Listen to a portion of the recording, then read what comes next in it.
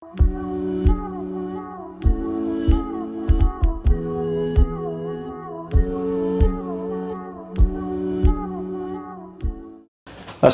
warahmatullahi wabarakatuh. Alhamdulillah rabbil alamin. Wassalatu wassalamu ala asrafil anbiya wal mursalin sallallahu alaihi wasallam. Alhamdulillah, we are meeting again tonight for this series of the 10 with the glad tidings of Surah Mubasara. So we come to the probably last episode for the 10 people with the glad tidings, and we're gonna club two Sahaba for this class. Because one of them, there are not many stories about him. So I just clubbed them into one sort of story. We start with the last two, which is Abu Ubaidah ibn Jarrah, and then which is least known, and even probably average Muslim, we say Saeed bin Zayd bin who, right? And even when we started today, not many people know, but I think when we come to him later on, inshallah, tonight, and we tell some of the biggest stories that you ever heard, then you sort of, oh, that's him. All right, so inshallah, I wanna see that moment, inshallah. All right, alhamdulillah. So we ask Allah to send the salams and salutations to our Prophet Muhammad sallallahu alaihi wasallam, to his family and the companions, and then all those who follow him until the end of time. So with further ado, inshallah, there's enough stories about Abu Ubaidah bin Jarrah, but then about the story of Saeed bin Zayd, not many of them, radiallahu anhuma. We probably just have to take some other stories and snippets here and there, just to have some time with the Saeed bin Zayd. So hopefully we start it on time, so hopefully we can complete within an hour. Bismillah. All right, so let's start with we're gonna talk four things today. We first of all just go through the concept again to Asar Mubasara, and again, this is my routine. So every time we have this class, I remind everyone, I remind myself as well, what is Asar Mubasara. So just everyone who's the first time hearing this story, then they can relate. What is Asar Mubasara? What is actually means? And then we talk about the Abu Ubaidah bin Jarrah, and then Saeed bin Zayd, and then some of the things that we can learn from these two big giants, there's two people that Rasulullah SAW promised Jannah. Right, let's start with the Asar Mubasara. So what is actually the concept of Asar Mubasara? It is actually, the concept's coming from, what's that? The concept's coming from, this is actually 10. Asara means the 10. Mubasarun, that means the people have received glad tidings with paradise, with Jannah. So this what it means, the 10 who receive the glad tidings of paradise. It's collected in two major hadith book, one of the six books, which is the al-Tirmidhi as well as the Sunan ibn Majah. How it goes is, it is Abu Bakr fil Jannah. So it's actually mentioning all this 10 in one sort of line. Abu Bakr bin Jannah, Umar bin Jannah, Uthman bin Jannah, fi Jannah, Ali is in Jannah, Talhah is in Jannah, Zubayr is in Jannah, Rahman is Jannah. We have covered all of them, and we covered the last two right now. Of course, there's no particular order, but in this order we say Saeed first, which is Saeed bin Zayd, and then Abu Ubaidah in this class tonight. And I think the title, as other brother Adil put, is Saeed first and then Abu Ubaidah, just to follow this sort of order. But there's no particular order. But we mentioned Abu Ubaidah first because Abu Ubaidah has sort of enough story that cover probably more half an hour, while Saeed bin Zayd is only very, very few. So I think every Muslim, because this is like the high echelon of the companions, right? So I think we have to memorize this. It's easy to memorize that. 4 caliphs, everyone already knows, so you have to memorize only 6. Like at least you already memorized 40%. Talhah and Zubayr, there's another one. Rahman bin Saad, there's another one. And Saeed bin Abu Ubaidah. We call it Saad and Saeed, which is something. And then Rahman bin Ubaidah, and then Talhah and Zubayr. Talhah and Zubayr because they're close friends as well, so you can link them together. The hadith is narrated in many ways, in many hadith, and there is no ikhtilaf, there's no difference. All the ulama about who actually these 10, there are no differences, exactly all these 10. And there's not many actually verses or variations of this hadith. There's no particular order, as I mentioned to you, and Not many stories. All we cover all the four because they are so big, like Abu Bakr and Umar, and so on. And if you can see this, right, all this done, they are all from the Quraysh, right? It's not because of tribalism, na'uzubillah. It's because they are the first people who embrace Islam, the first people who actually going through difficulty, persecutions, and whatnot. They're all the whole difficulties, and there's, I remember, which is going to talk about Saeed bin Zayd, when he mentioned when he was in Kufa after Ali bin Abi Talib passed away. I think it was Marwan or something as a governor, and then people making fun of Ali bin Abi Talib, and he overheard that, what are you guys telling her? Or they're mocking Ali bin Abi Talib radiallahu anhu. And then he said, I swear by Allah that, you know what, these people, when they sacrifice their time with Rasulullah, none of you can compare that with the deed that they have sacrificed. Even you have to spend the lifetime of Nuh, like 950 years, right? Because these are the people who actually go through the difficulties and go to physical persecutions and difficulties and hunger and everything. That's why they sacrifice everything, just become established like the foundations of this deen. And that's why they become sort of a top-notch, like the high echelon of the companion. And inshallah we're gonna hear some of the stories about two of them, which is the last two.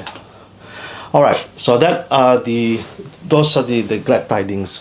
What are the glad tidings? Glad tidings, Sunan only mentions by name, but also it is also mentioned as, for example, wabashir sabirin, tell the good news to people who have patience, who have sabar, for example, or those basir masaina fi zulami ila masajid, bring the good tidings to people who go to the masjid when there's still zulumat. Zulumat means darkness, like the Fajr prayer and the Isha prayer. So the people who actually walk at night, right, especially at night for Fajr prayer and Isha prayer, I give them the glad tidings. So the glad tidings is mentioned based on actions. And Quran in Al-Baqarah, wa basir sabirin. I think today for Maghrib we recited that verses. People who have patience, give them glad tidings, but also glad tidings come in the forms of names. When we told the stories about Khadijah radiallahu anha, for example, Jibril himself came down just expressly to tell our Rasul that Khadijah has her house ready for her, right? So that is another glad tiding. And at the time of the brink of Rasulullah want to divorce Hafsa radiallahu anha, Jibril came down, please remarry your wife because she's gonna be your wife in Jannah. And again, this is one of the glad tidings. So Bilal, for example, Rasulullah says, I heard your footsteps in Jannah, ya Bilal. And again, this is another glad tidings. When Rasulullah sallallahu alaihi wasallam mentions about there are about 70,000 people who go to Jannah without hisab, right? And then Ukasa raises, and Ya Rasulullah, make dua that I'm one of them. And then, yes, you're one of them, right? So again, it is another type of and why this is so special, if there are so many people has been mentioned, for example, Hassan and Hussein, they will be the leaders of the youth in Jannah, right? So many people has been mentioned in Jannah. For example, Jafar bin Abu Talib also mentions Allah will replace his hands with wings in Jannah. So again, another way of saying that. But why these 10 people are so special? Because they are grouped into one hadith. So this is why the ulama say this is so special about them. And if we look at the quality of these people, they are the closest to Rasulullah SAW, especially the first four, right? Especially even the first two. Like there's a lot of hadiths that says when I was with Abu Bakr, when I was with Umar ibn Khattab. So this is really the close companion of Rasulullah SAW. They suffered the thick and thin of spreading the deen until we recite Shahada to this day. So these are the elite of the Sahaba, if you will. So we get it out of the way, so we understand now what is Ashara Mubasara. So there are specific 10 names were specified by our Rasulullah SAW that they promised Jannah. Okay, let's talk to our first contestant, the first candidate, the first person today. All right. I quote a hadith from Sahih Bukhari, the book of Ghazawat, the book of the battle. Every ummah has a al-amin, and the Al-Amin of this Ummah is Abu Ubaidah. What an honor. What an honor. Who do you, when you heard the word Al-Amin, who do you think of? Rasulullah Sallallahu Alaihi Wasallam, right? And Rasulullah is the Nabi, right? So Rasulullah said, this every Ummah has the most trustworthy person. And this Ummah, this Muslim is Abu Ubaidah. Now suddenly it's completely different now. This is like a different class of a companion that Rasulullah saw. So likuli ummatin amin, likuli ummatin amin. Every ummah has, and then the amin of this nation is nation bin ummah is Abu Ubaidah bin Jarrah. Okay, let's start with his lineage first. All right, I like lineage. So Abu Ubaidah is probably the furthest relationship to Rasulullah SAW, right? It's almost like 11 generations. So this is like I don't know whether I remember my grandmother used to memorize that Muhammad bin Abdullah bin Abdul Muttalib bin Hasim bin Abdul Manaf bin Qusay bin Kilab bin Mura'an until Ismail alayhi salam. Right, so yes, most of the Rasulullah SAW himself is from the sub-tribe of Banu Hashim, right? Umar ibn Khattab is from Banu Adi, for example, and there's Umayyah, and for example, there's Uthman bin Affan. But this one, which is Abu Bakr, I don't even have. You see this? I don't know whether you notice that. You see this dot. I couldn't find so it's actually draw it myself here, so I couldn't find the lineage up to him. But anyway, which is quite interesting here. I don't know whether you notice. Our character today is Abu Ubaidah. His real name is actually Amir Abu Ubaidah bin Jarrah, but you can see his Abdullah in the middle, right? So he should be Abu Ubaidah bin Abdullah, but not bin Jarrah. But we'll talk about it later, inshallah. So yes, he's from the clan of Banu Harith. He met Rasulullah from 11 sort of generations up, so he's very, very far, right? Hundreds of years. And again, he's born like 12 years after Rasulullah Sallallahu Alaihi Wasallam, so it's not really. So about 10 years, 11 years different.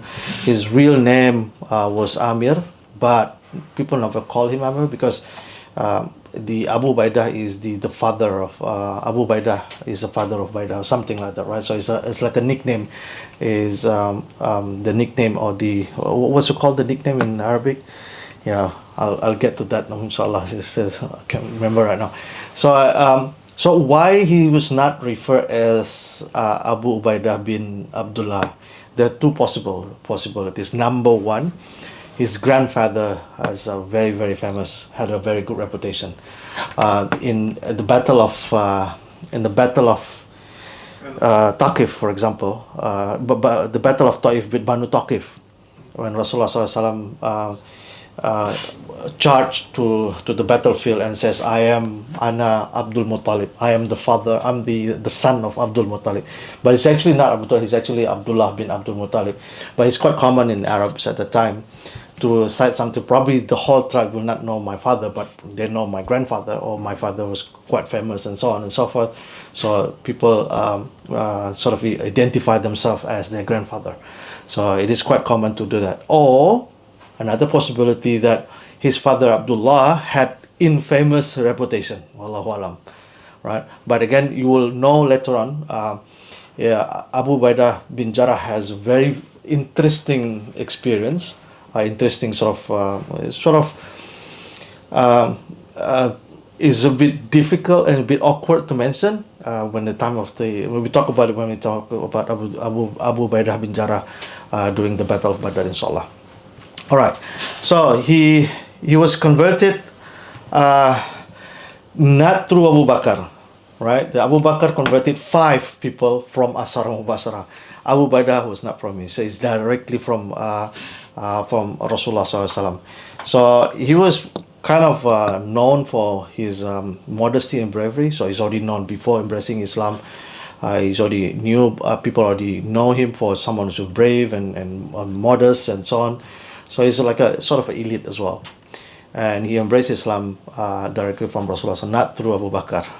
So the first five when we talk about is all from Abu Bakr. Rahman bin Auf is also for Talhah, is also Zubayr, is also from Abu Bakr, but this one directly from Rasulullah sallallahu alaihi wasallam. So he was also mentioned that he also migrated to Abyssinia. Probably he didn't stay that long, and unfortunately there was not enough stories about him in the time of Makkah. So this is the only thing. There's not many stories about him. Like when we talk about Sa'id bin Abu Waqqas, when we talk about the others, there are a lot of stories for them during the time of Makkah, but not so much on Abu Bakr. But he probably played a very important role later on in Medina time, as well as after the demise of Rasulullah SAW, where he played one of the most important role of Ubaydah, which people always associate Khalid bin Walid, which is the conquest of Syria. We'll talk about it when we talk about it, inshallah. All right, so let's go to Medina time. I think I have 4 pages of Medina time. So he participated in all the battles, like all the other 10, right? They all participated in battles with Rasulullah SAW, side by side. Rasulullah is there. And there's the stories of the Battle of Badr, where his father Abdullah, and again, this story is one of the narration. There's one narration said that the father passed away even before the come of Islam, but there's also another story that is actually, I think that's probably one of the reasons as well that he was called bin Jarrah rather than bin Abdullah, because he was actually, his father is on the other side. If you remember the Battle of Badr, so many companions actually, they have to fight their own families and relatives. They try not to go there. They're probably, for example, how you kill my uncle, I kill my uncle for you, or something like that, right? It's just, so this is so much of, what do you call it, like a tribulations and the suffering that they have to go to. They have to go and face their own family, and they had to, there's so much just because the new religion, right? Because they're introducing new religion, they had to, so much, they leave their family, they leave all the wealth and everything. Basically it's nothing, just except whatever they have when they migrated to Medina. And not after that they have to even go to battle. It is like brothers and uncles and nephews and whatnot. It is very sad. And if you remember the stories of Battle Badr, even Rasulullah SAW mentioned to the companions, please do not kill or do not disrupt my uncle, which is Abbas. And one of the companions, when he heard Rasulullah say that, he said, what? You don't want me to kill? If I found I'm the one who killed him first, or something like that, right? Because people are so emotional. I'm going to face my uncle. You don't allow me to. What kind of fair game is it? This is, and again, this must be very emotional. We sometimes just gloss over and skip. There's a battle of Badr, but if you really think about it, right? And then the thing is, right? The story goes, Abdullah actually looking for his son. So where's my son? And then Abu Ubaidah always try to skip him over, and then until they are actually face to face, and they have to skip, and then so on, until finally his father has actually died because of that. So this is why it's called very, very awkward. And this narration, even though it's probably not found in the early Sirah, but again, how come this religion, right, caused someone even to kill their own father, right? So, and again, this is very difficult. And then Allah revealed Surah Mujadilah, Surah 58, verses 22, where Allah says, you will never find a people who truly believe in Allah and the last day. La tajidu qawman yu'minuna billah wal yawmil akhir, right? Those people who love, who claim themselves that they believe in Allah and the hereafter, that they have love to people who are, well, man hadallahu wa rasulah, that they have rejected Allah and His Messenger. So as a mu'min, right, you cannot fall in love, you cannot have a close relationship to someone who rejected, right? Even walau kana aba'ahum aw anba'ahum, even though it is their own parents, their children, their sibling or extended family. For those believers, Allah has instilled the faith in their hearts and strengthened them with the spirit of Him. So, and again, and Allah will give them paradise. So even Allah has, this surah was, this ayah was revealed, it's sort of to, what do you call it, to validate, well, because they already rejected, they know this is the truth, they rejected Allah and His Messenger. Then as someone who believes in Allah and is the last day, you cannot respect them anymore. You cannot truly love. The word used here is actually yuwaddu. It means love with them. And this is one of the interesting things if you think about how they went through, how they become the Asar Mubasar, because all the stages that they went through, that they have to kill their own father. This is when I didn't know that when I tried to put this, he killed his own father. So I was just reflecting that it's very difficult, especially his own father, right? But anyway, this is again one of the tests from Allah. In the Battle of Uhud, I like the stories of Battle of Uhud. There's so many stories that we can learn from the Battle of Uhud. The Battle of Uhud was, it was many times. I don't know whether at the times it was like when Khalid bin Walid came for the second attack, right? Everyone running in helter-skelters, and the Muslims were just running away. They fled. They don't know what to do, and then this was like really heavily attacked by Khalid and his army at that time.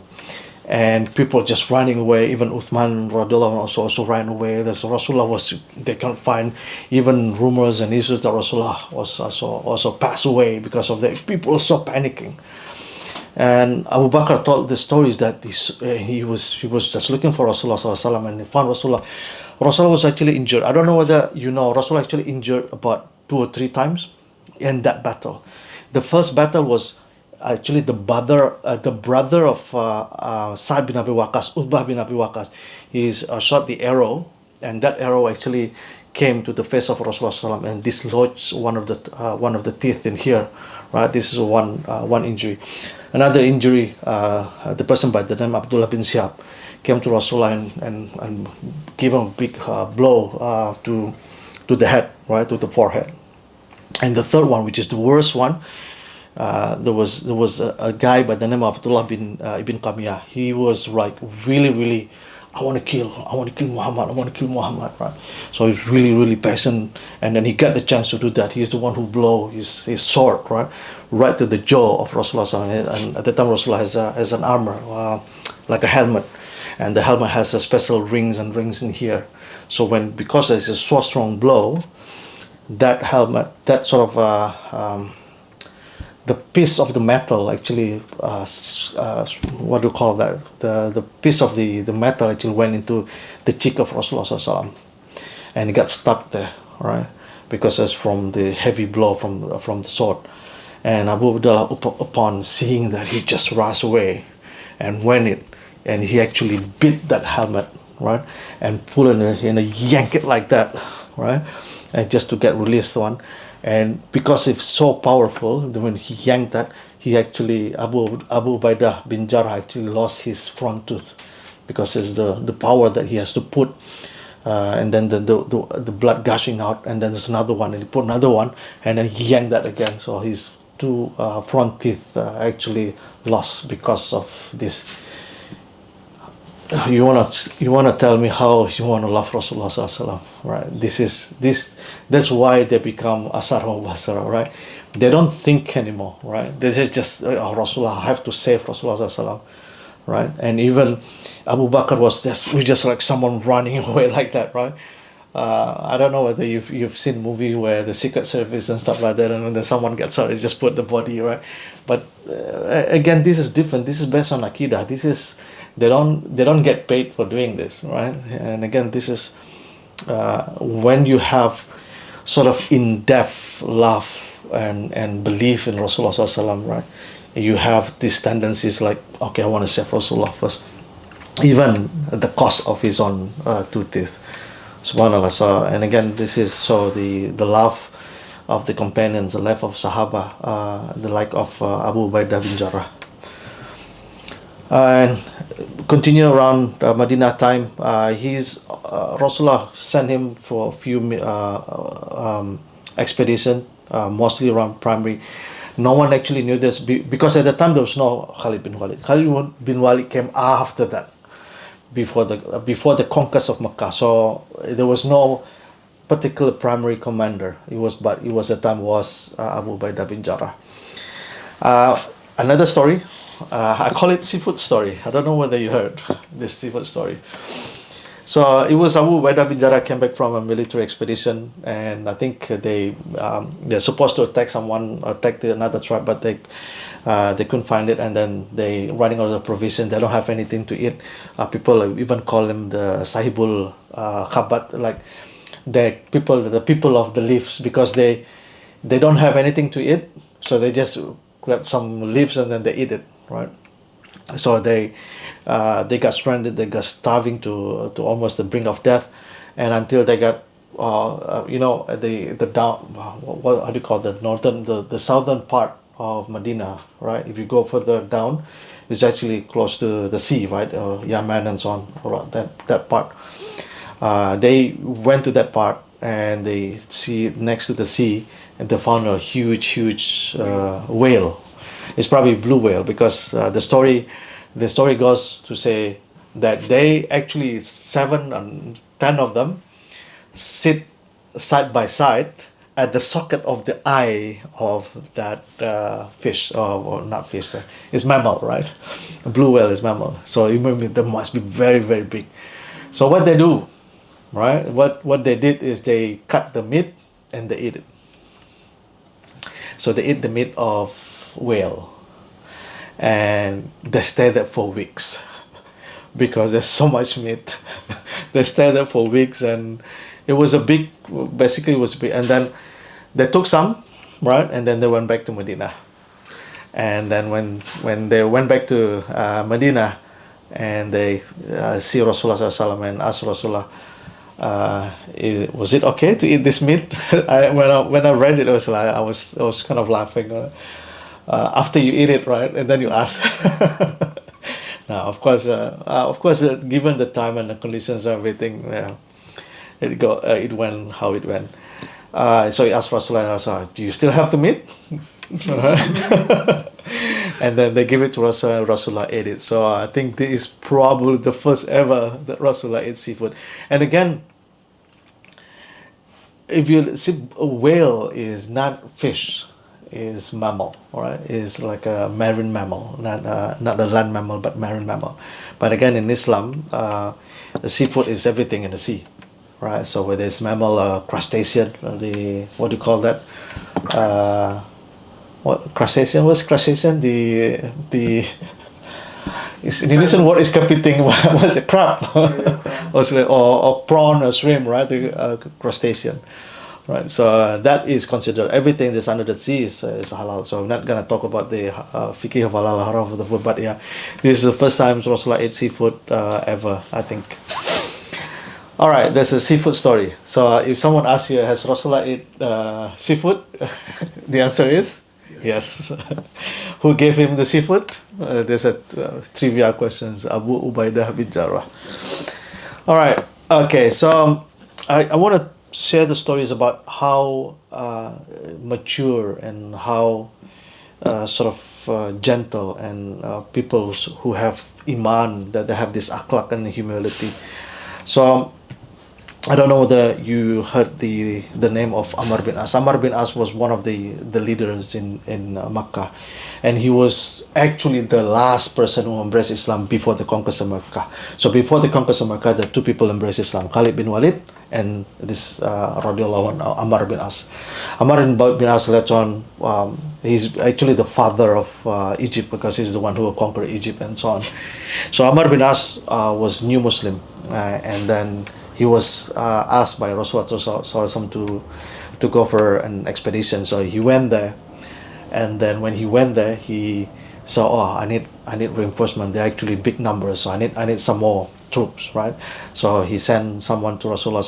Okay, Rasulullah, and Rasulullah then asked Abu Ubaidah bin Jarrah to come as reinforcement. And the message from Rasulullah, listen to this: let not the two of you differ.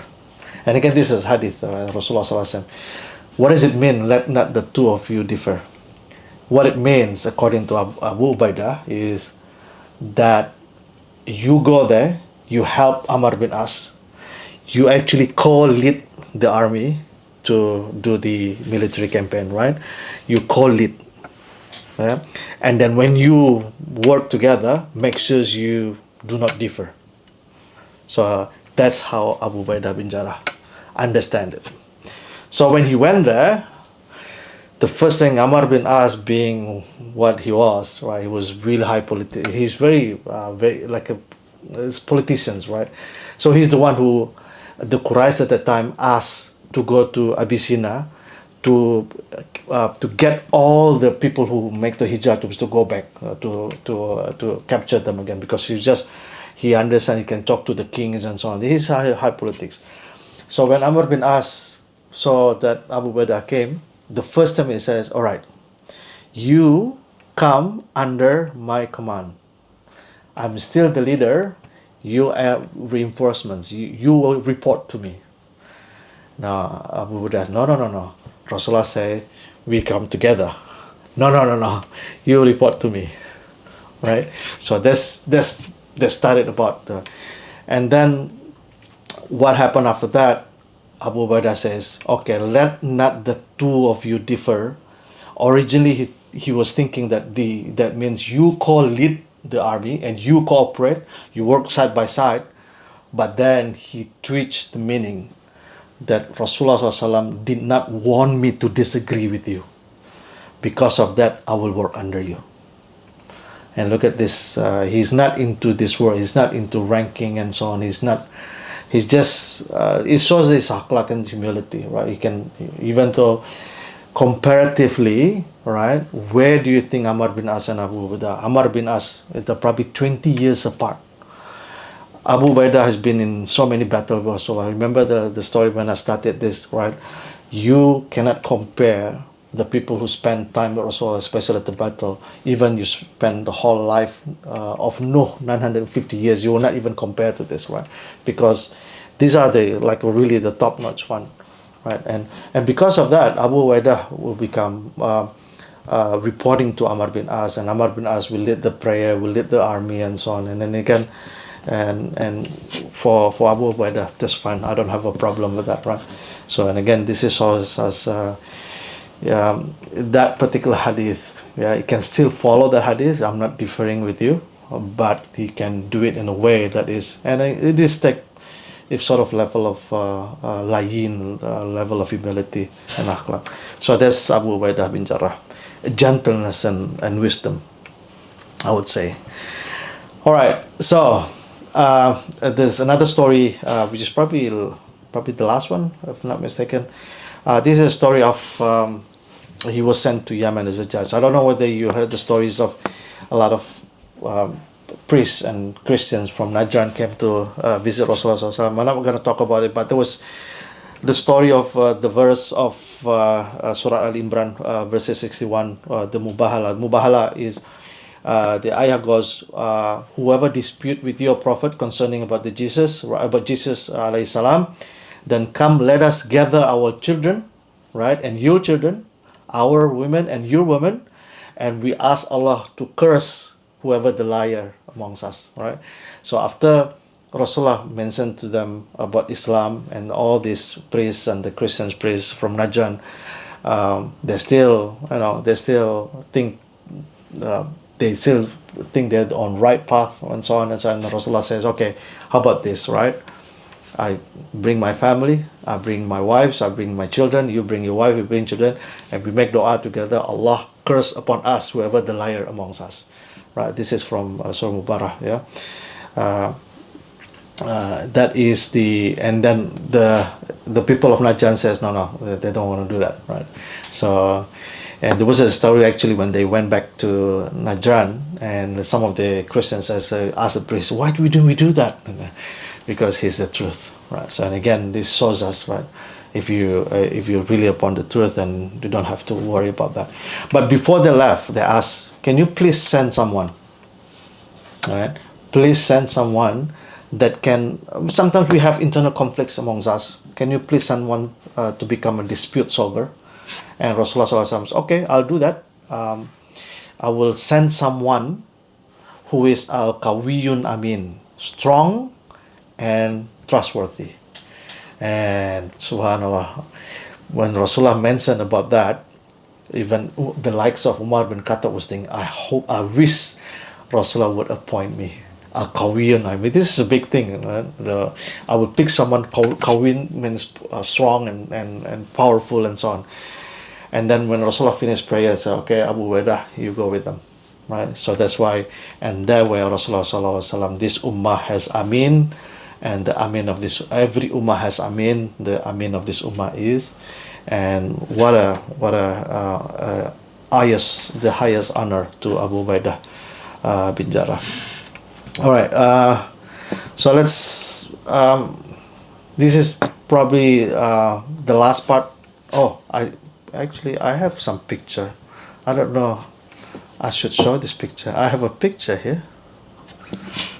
Hang on 1 second. I prepared this picture, I should be able to show it. You know Yemen, right? There you go. I just put this picture. Yeah, this is, if this is Makkah, this is Medina. So this is where they have to go. So when you say Yemen, actually Rasulullah sent a number of Qadi, a number of judges or governors, including Saeed bin Mu'ad. So, Mu'ad bin Jabal also sent there. Ali bin Abi Talib also sent there. And you see here Abu Ubaidah also sent here as well.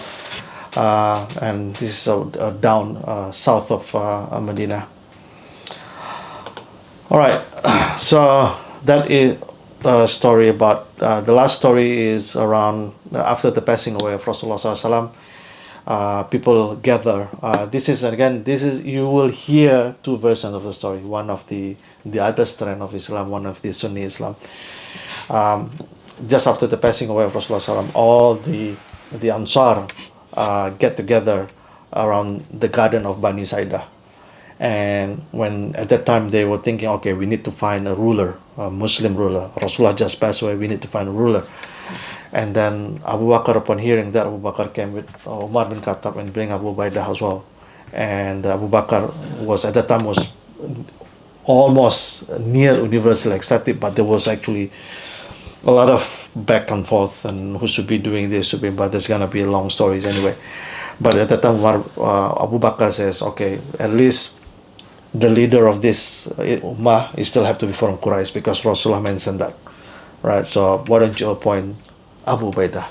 So then Umar ibn Khattab, now let's appoint between Abu Bakr and Abu Ubaidah, and then finally everyone agreed to go to Abu Bakr. And again, it shows us that even Abu Bakr is willing to say that the someone who become the Khalifa or the good candidate of the Khalifa is Abu Ubaidah. It means something. It is a serious matter, right? So it shows us the level of Abu Ubaidah bin Jarrah.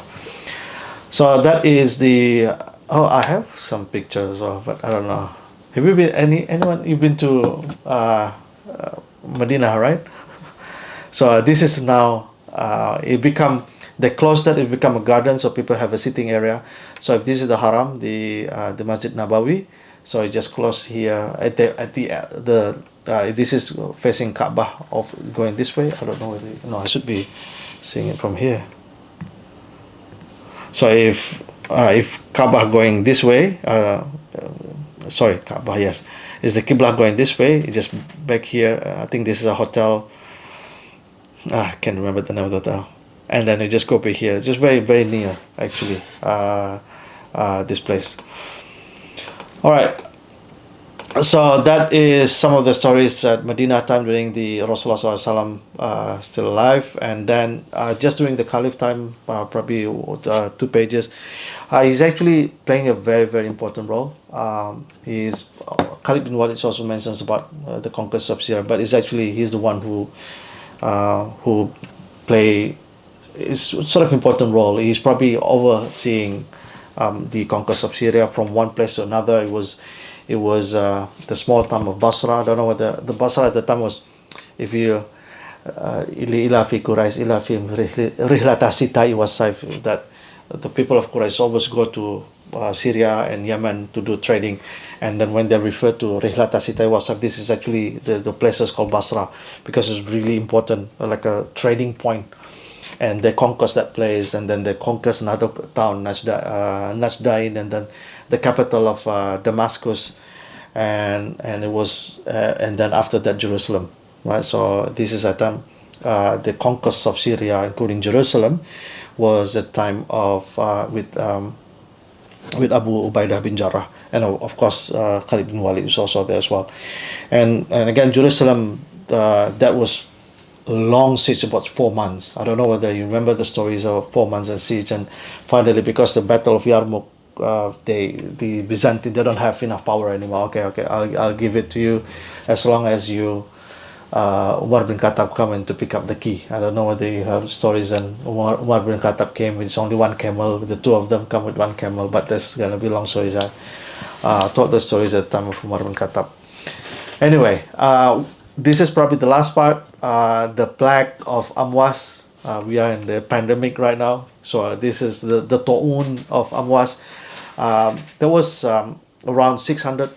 If you know the Black Death, it was in the 40th century. It's almost as horrible as a Black Death, where people about 25,000 people pass away during that time. Killed about 25,000 people. And Umar ibn Khattab was planning to rescue Abu Ubaidah, so he went up there, and then they met up somewhere between the area, and they decided, okay, what should we do? All right, and then Umar bin Khattab, okay, I want to consult with everyone. What should I do? And everyone says, okay, we should not go. Let's not enter it, right? And then they says, well, he decided, okay, let's go back. I want to go back to Medina. I will not enter the place where they have plague, right? The pandemic. And Abu Ubaidah says, what did he say to Umar bin Khattab? You're running away from Qadar Allah. Subhanallah. And yes, I'm running away from Qadar Allah to another Qadar Allah. Right? And even in another hadith, it mentions about the stories. If you have cattle, if you have number of cattle, and this is nice green pastures, and this is like dry pastures, where you going to bring your cattle? To the dry pastures or to the green pastures? So you always go to green pastures. This is also Qadar Allah, this is Qadar Allah. So this is understanding. And then Rahman bin Auf came.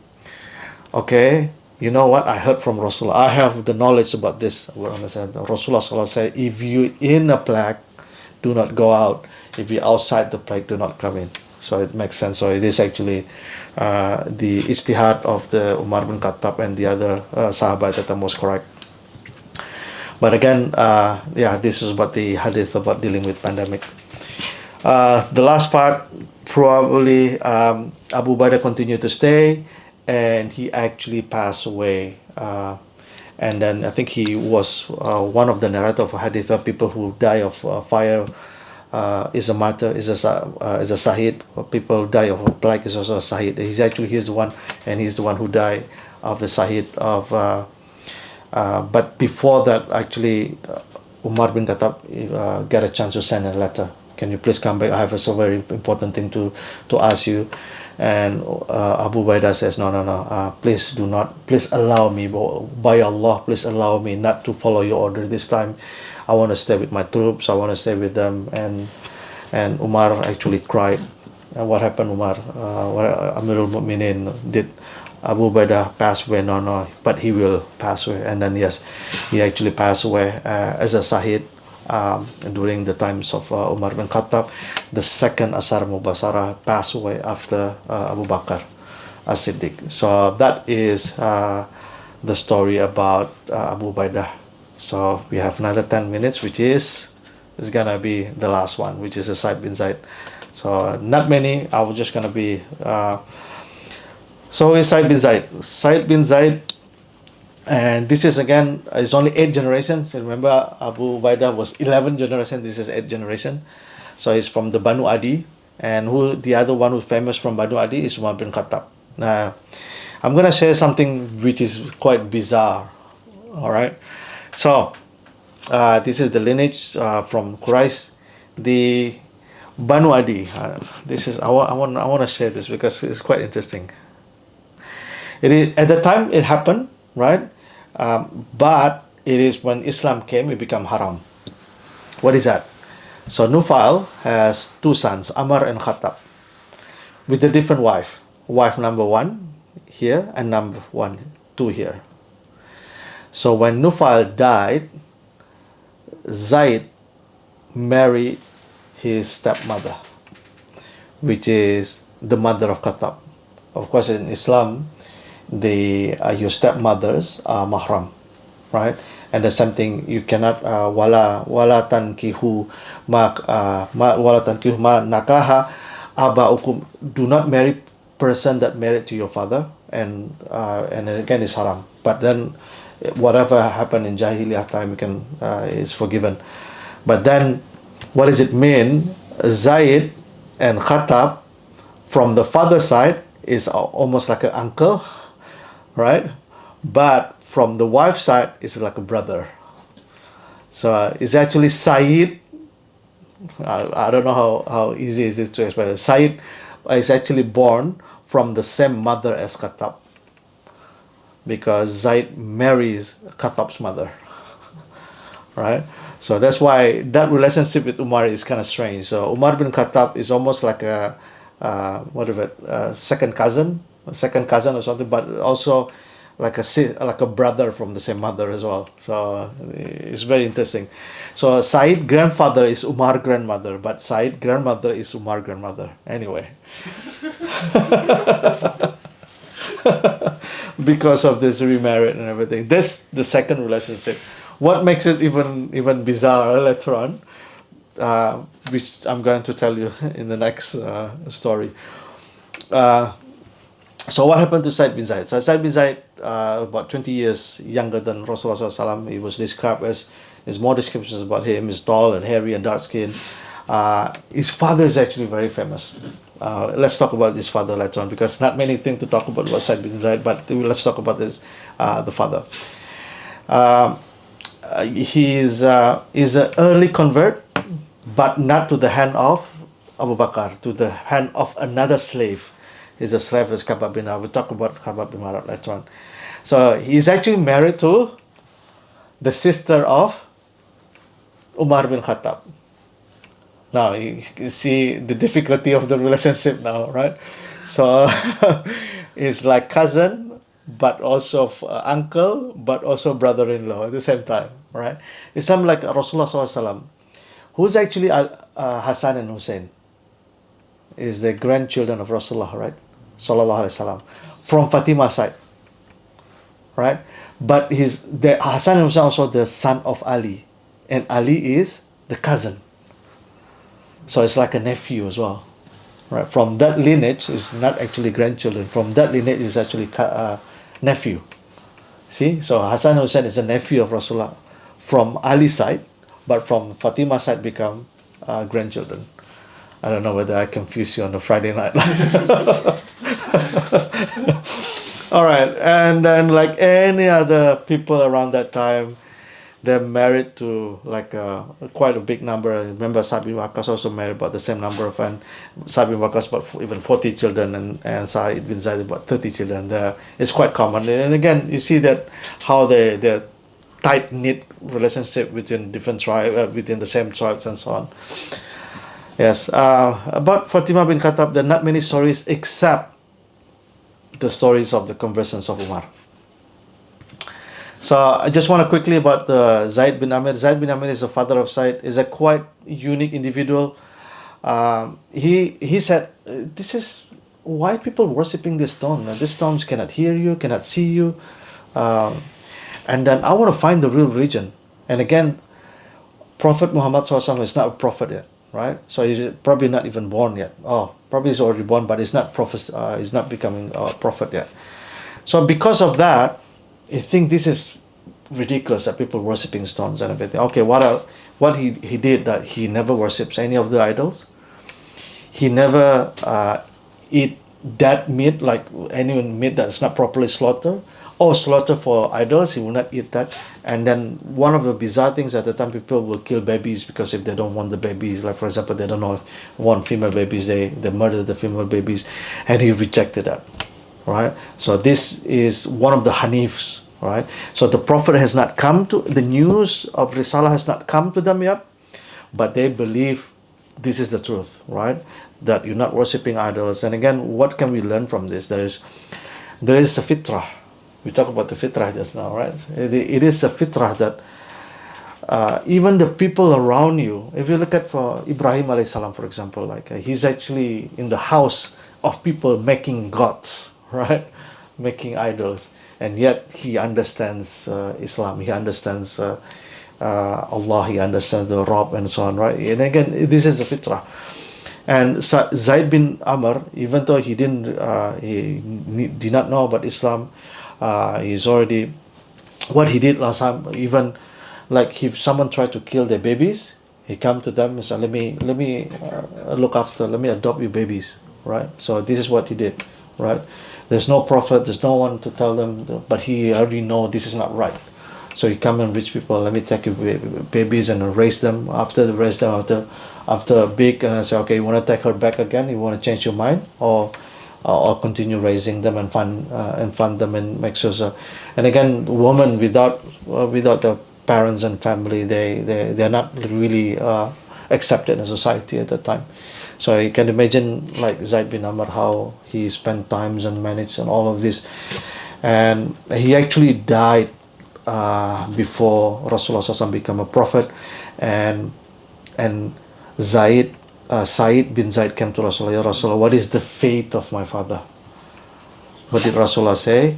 I saw your father in Jannah, right, with 2 gardens, and that he will be resurrected as one ummah. Subhanallah. So we learn from this. This is and again, if anyone avoid idols and do good life and properly, even though they have not seen a prophet, or they have not seen the Risalah, they have not heard the Risalah, they can go to Jannah based on this. So the father is also Mubasir, right? The people who receive the glad tidings, even though he didn't hear that, but definitely Saeed bin Zayd will meet his father in Jannah. So that would be awesome, man. If we inshallah meet in Jannah again, I want to take a picture of this too, like a selfie. That's pretty much awesome. Now you can imagine how Saeed bin Zayd, right, the father, the likes of his father, he was raised and something like that. Just quickly about Khabbab bin Arad. Khabbab is not many people is actually Arab slave, so he was the Arab slave. He was taken captive when he was still young age, and then he was the first one, his early convert. He was actually purchased because he was very strong. Now, not many people know Khabbab bin Arad. Khabbab bin Arad is one time, I can't remember the name of the Sabah. He was saying, can you show me how you went to persecution with your master, with your owner? And then Khabbab saw his back, and it was like the wound is still open and stuff like that. So he was tortured, right? So he was, because he embraced Islam, he was very strong. He was actually a blacksmith. Is it blacksmith or ironsmith? Is it the same thing? Yeah. With people who cast irons and blacksmith, blacksmith or ironsmith. He was a blacksmith. His honor is called Abu Anmar, Anmar. And then when people of Makkah heard him, why is a slave and converted into Islam, and people torture him, the likes of Abu Jahal and so on, they torture him, and then after that his honor, his master is also torture him as well. And look at this, when you read this hadith, it's just amazing. And someone who just burned his back and being tortured, and then he was like endless torture, and he asked Rasulullah, Ya Rasulullah, how long this will continue, right?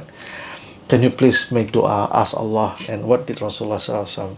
And of course, this hadith will only apply to someone the likes of Khabbab. They say, among the nations before you, there are people who actually put into a ditch, and they cut their house into halves. The people before you, right, but they never leave this religion. The people before you, actually, they have this comment that they rip the flesh open, but they never remove this religion, right? So be patient, of Khabbab, right? So, and again, if you look at this hadith is always contextual. You cannot apply hadith and throw to so many people like using Facebook and WhatsApp and whatnot. They just get hadith and throw to anyone. Now this hadith, right? If someone complain, for example, Ammar bin Yasir came to Rasulullah, I have to say Lata and Uzza because I was tortured to death. Yeah, it's okay, because then the verses was revealed that it's okay you say that because you don't say it out of because you also fear and to protect your life. Right? It's a different nasiha, different advice. But Khabbab, no. Now, people before you, they went through more difficult than you, right? After the wound and everything. Subhanallah. And again, he was the one who can read and write, so he became like an ustad, and he was teaching Muslims how to read Quran and so on. So I want to tell you the stories about the Umar confessions of Umar, because of course this is a very famous story. Everyone should know about this.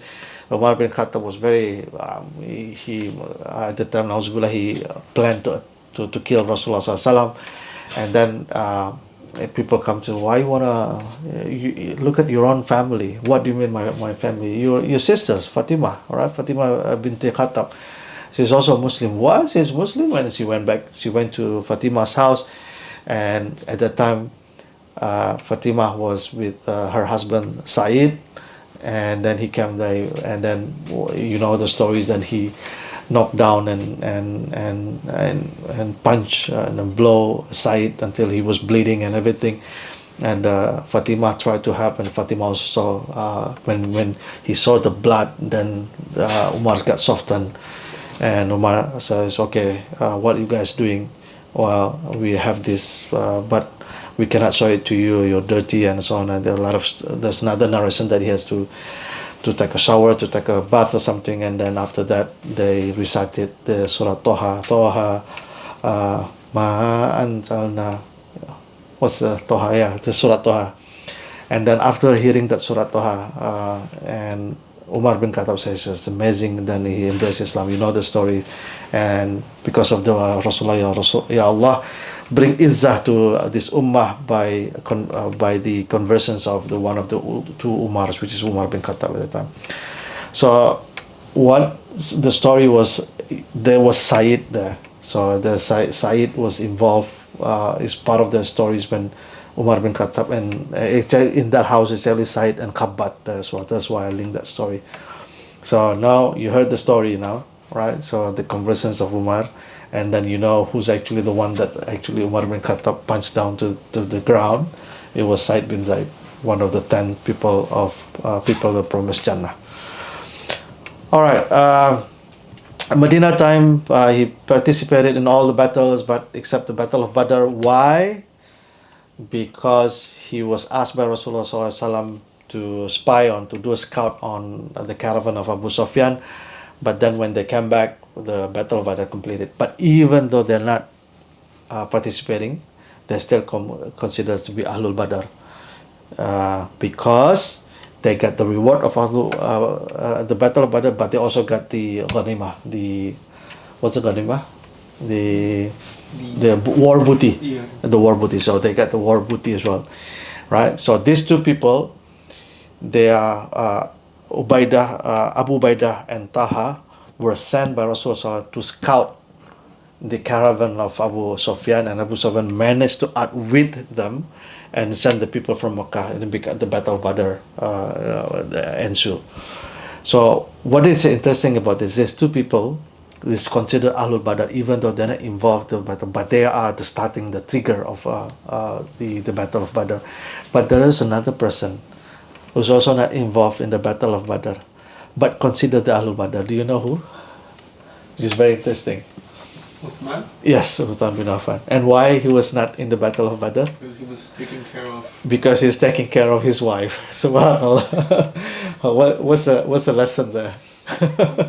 It's more important than jihad. Looking after your wife is more important than jihad. Subhanallah. Anyway, yeah, he's one of the few people who can record it. The Khatib of Rasulullah SAW. I think Zayd bin Thabit is also his personal scriber, but he's also doing some recording of Quran and write down the Quran. During the Caliph time, he was participating in the Battle of Ramut, the one that I mentioned with Abu Ubaidah. According to him, he actually narrated himself, he saw Muslims about 24,000. And the Byzantine, the Roman, 100,000 is what? 1 to 5? And then they were coming with their band, with the praise and with the whatnot, right? And if you think about it, right, these civilizations, Roman civilizations, have been like hundreds and if not thousands of years. They are the strong, so like the superpower. They have well equipped, they have well prepared, they have their own land, right? And they got everything. They got all the whatever superpower, whatever the nuclear had, whatever at the time, right? So they got all the weaponry and everything. And compared to 24,000, right, people from the desert, they're not really well equipped, as well trained. They have been walking for months and months as well. But winning this battle, it is, if it's not mu'jizat, it is miraculous, right? It is a miracle to win that. And why is that? Because of the motivation. So when you believe in Allah, when you have a huge motivation, numbers is no longer your parameter. Subhanallah, numbers now. So if you have only $1, go ahead, whatever you want to do. So numbers is you, as long as you right. Of course, just kidding. But anyway, you cannot buy a house with $1. All right. So he's also included in the conquest of Damascus. He became the first governor appointed. Become first governor appointed by Abu Ubaidah. So Abu Ubaidah appointed this. Then he passed away during the Muawiyah, and then he was buried in Medina. That is one of the stories. This is not many stories about that, but there's one particular story I wanna share with you. I don't know whether you remember Sa'd bin Abi Waqqas. One of the most powerful about him, that when there's a hadith about the dua of someone who's being zalim, is no hijab. Allah will. So there was, when he was just retiring, and then it was he had a piece of land, and there was one lady accused Saeed bin Zayd of stealing her piece of land, right? So he's ready to go to the court and everything, and Saeed says, "No, I didn't steal. This is my land." "No, you stole from me." I said, "Okay, all right." So he says, "Okay, I don't want to go to the court and everything. If you want that piece of land, right, you take it, but I'll make dua." Then what he make dua? He said, "Ya Allah, if she lied, make her blind and make her die upon that land," right? And then people come to her, "Okay, he doesn't want to go to court. We just give you the piece of land, but he'll make dua for this. I don't care," whatever the lady says. And you know what happened? Just a few months after she took that land, she got sick and she went blind. And then she had a long life. She was suffering from the blindness and everything, and she had someone to look after her.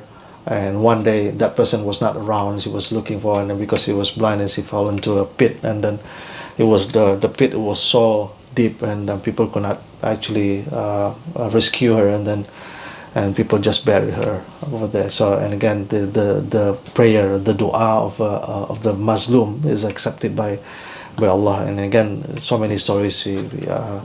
So again, what is the lesson learned here? The lesson learned here is be very careful. If you sin to Allah, and Allah can forgive you, right? As long as you repent and make tawbah. But if you do zoom to human, right?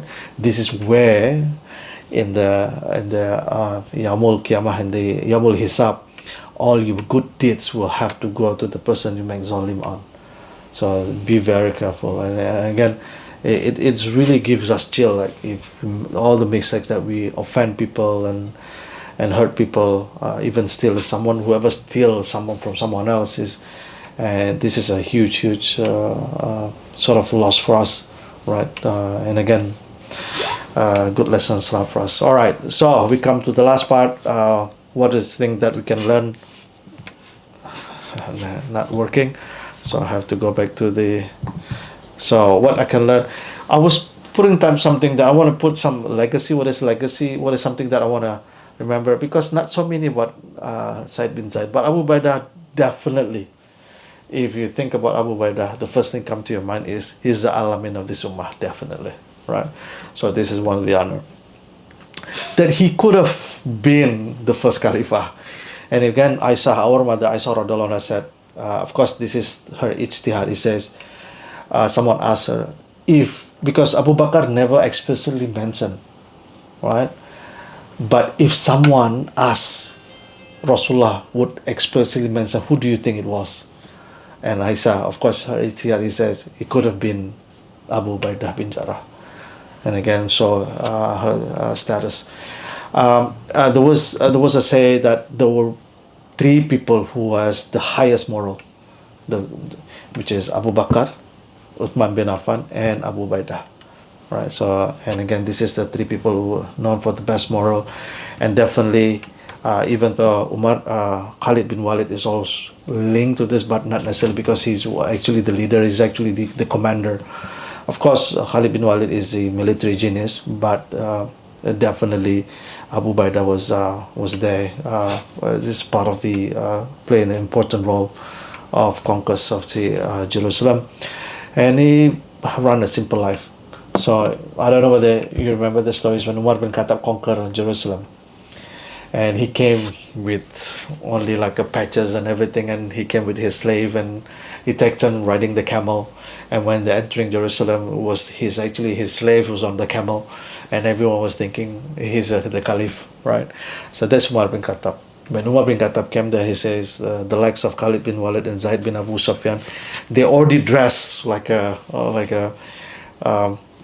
people of the Romans at the time, right? They really dressed with the fancy dress and so on. And Umar bin Khattab took a dust and throw at them. Subhanallah. Just 1 year, you already like this, right?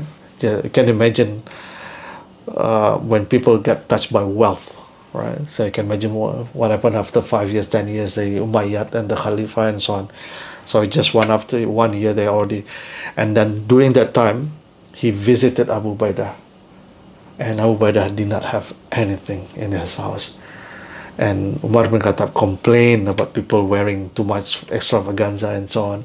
Just 1 year after, they were still, back then in Medina, was really poor. But now they changed. But Umar bin Khattab was looking at Abu Ubaidah with the simple life. And this is the simple life. And I was planning to give what I can think of Saeed bin Zaid. I have not found it, so hopefully I'm gonna. Oh, you want to know this? So yes, what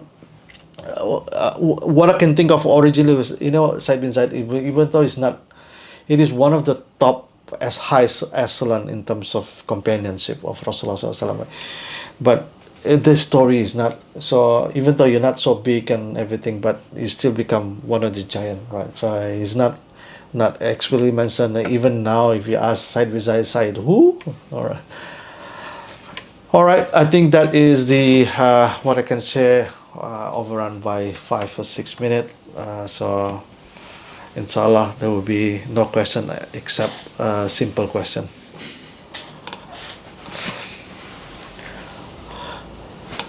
Brother Mufid, you have any question?